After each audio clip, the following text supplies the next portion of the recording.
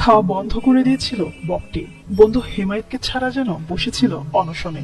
এমন চিত্র গলিয়েছে বন কর্মকর্তাদের মনও। বক ও মানুষের এমন বন্ধুত্ব ভালোবাসার বন্ধনের কাছে হার মেনেছেন তারাও। বকটি বাঁচাতে অবশেষে বাধ্য হয়ে দোকানি হেমায়েতের কাছে সাদা বকটি ফিরিয়ে দিল বন বিভাগ।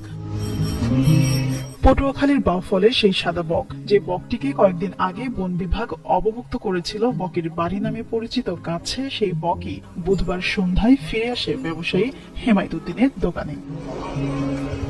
আগের মতোই দোকানের সামনে দাঁড়িয়ে থাকে, যেন বন্ধু হেমায়েত তাকে ডেকে পাশে বসাবে। আর বকের এমন আচরণে বিস্ময় নিয়ে তাকিয়ে থাকেন স্থানীয়রা। দোকানের সামনে বাড়তে থাকে মানুষের ভিড়। মানুষ আর পাখির বন্ধনটা যেন ছুঁয়ে যায় সবার হৃদয়ে।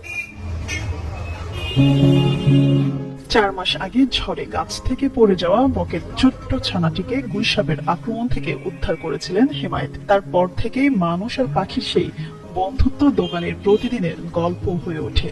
একটা বাচ্চা পোলাপান যেরকম লালন পালন করে ওই রকমই লালন পালন সে এটার করে। এই রক্ষণাবেক্ষণ ভালো দেখা একটা বনের পশু সে তার পোস্ট মাইনে গেছে। এই পোস্ট মানার কারণে আপনার ওটা দূরে কোথাও যায় না, যদিও যায় সে আবার ফিরে আসে। হেমায়েত বলেন, তিনি ভেবেছিলেন বকটি আর ফিরবে না, কিন্তু তার সঙ্গী আবার ফিরে এসেছে।